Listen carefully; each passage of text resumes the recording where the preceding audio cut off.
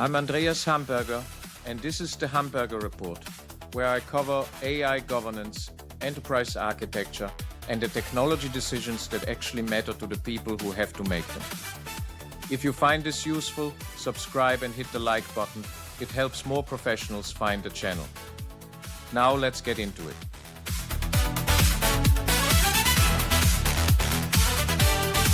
$700 billion.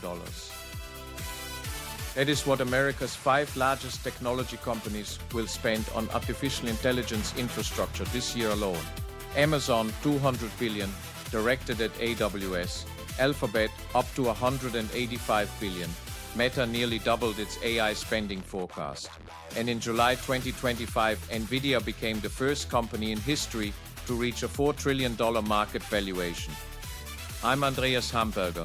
This is the Hamberger Report, where I cover AI governance and what it means for the professionals who have to make it work. Now hold that number. In the same month, Gartner released their global AI spending forecast of $2.52 trillion for 2026. They placed generative AI squarely in the Trough of Disillusionment. Ray Dalio called current investment levels very similar to the dot-com bubble. Sam Altman, the man running the most prominent AI company on Earth, acknowledged that an AI bubble is ongoing, and MIT's Nanda Lab found that 95% of organizations are getting zero return on their generative AI investment. Not negative return, not modest return, zero. Record investment, near universal failure to capture returns, bubble warnings from the people building the infrastructure. If you are a board member or enterprise leader watching these numbers, the obvious question is, have we seen this before? We have. Every time. History has a name for what we are living through, the false bubble, a period where the messy, expensive birth of a genuinely groundbreaking technology looks to contemporary observers indistinguishable from speculative madness. Carlota Perez, the economist, whose work on technological revolutions remains the standard framework, describes the sequence as installation, crash, deployment. Speculative capital overbuilds infrastructure beyond what near-term demand can justify. The crash destroys the excess, and the deployment phase then uses that overbuilt infrastructure to deliver the productivity gains the speculators originally promised. The question is not whether AI follows this pattern, it is what the pattern reveals about where the value will actually land.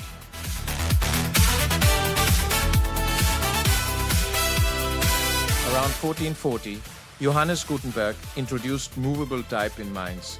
Within a generation, the economics of knowledge inverted.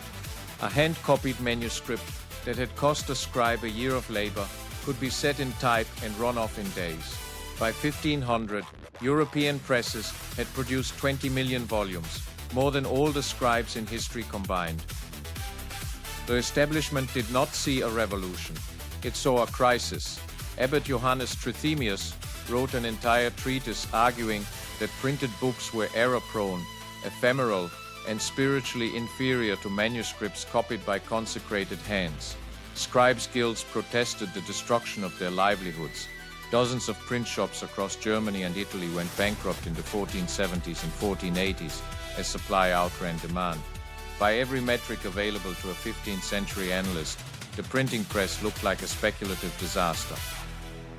Those analysts were measuring the right things and drawing the wrong conclusions. The press did not just make books cheaper, it made knowledge reproducible. Martin Luther's 95 Theses, nailed to a church door in 1517, reached audiences across Europe within weeks because the distribution infrastructure already existed. Literacy climbed, universities multiplied. The Renaissance became a mass movement rather than a conversation among elites. Now I want to be precise about why the monks were wrong. They were not wrong that many printed books were shoddy. They were not wrong that many printers failed. They were wrong because they confused the correction with the conclusion. The market shakeout was real. The technology was more real. Generative AI is doing to expertise what the printing press did to manuscripts, making it reproducible, portable, and cheap. The analysts declaring AI a bubble in 2026 are measuring real failures. They are also making the same category error as Abbot Trithemius.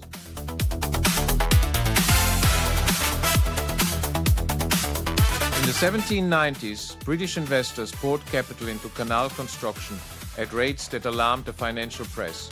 Critics mocked the projects as ditches to nowhere. But the canals that survived cut coal transport costs by 50 to 75%. Without canal infrastructure, the factories of Manchester and Birmingham could not have operated at scale.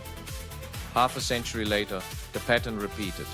Railways triggered a stock boom in 1840s Britain that makes modern technology valuations look restrained. Parliament passed over 270 acts in 1846 alone to authorize new railway lines. The crash that followed bankrupted thousands.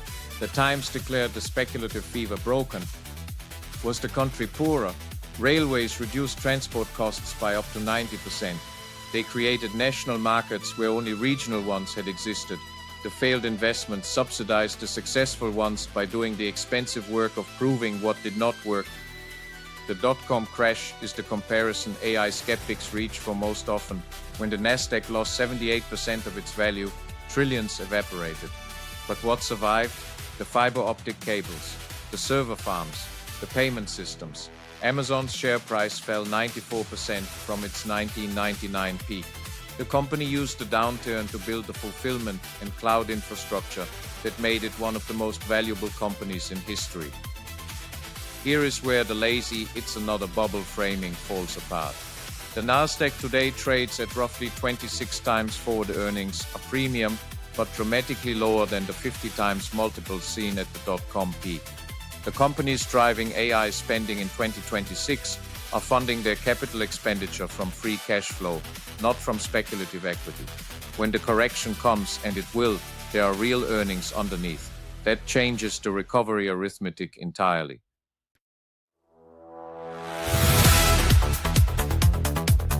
The false bubble pattern tells us the technology survives. But history is precise on one more point. Who controls the infrastructure determines whether the technology serves the many or the few. The printing press did not just democratize knowledge. Within a century, it also enabled censorship. The Catholic Church published the Index Librorum Prohibitorum in 1559, the first systematic attempt to re-enclose knowledge the press had set free.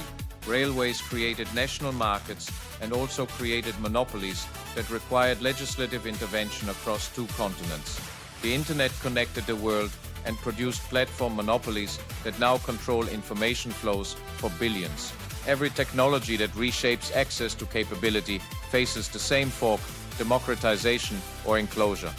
The technology itself does not choose, governance does.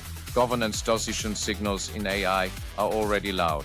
5 companies hold 30% of the S&P 500, the greatest market concentration in half a century. OpenAI has committed $1.4 trillion to data center construction with NVIDIA partnerships, while NVIDIA invests in OpenAI, and Microsoft holds equity in both. The circular dependency is not hypothetical. It is the financial architecture of the current moment. For boards and enterprise leaders, the practical question is not whether to invest in AI.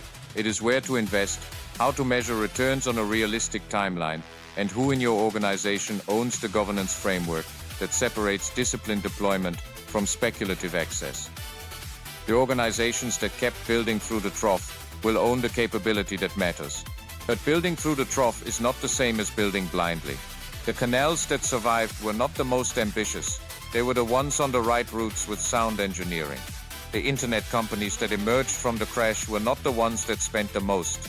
They were the ones that built real capability while competitors burned capital on spectacle. The Gutenberg fork is here. AI is creating the conditions for both broad capability and narrow enclosure. Which side your organization lands on is a governance question, not a technology question. If you are navigating AI governance in your organization, subscribe to the Hamberger Report for daily insights. New videos every day.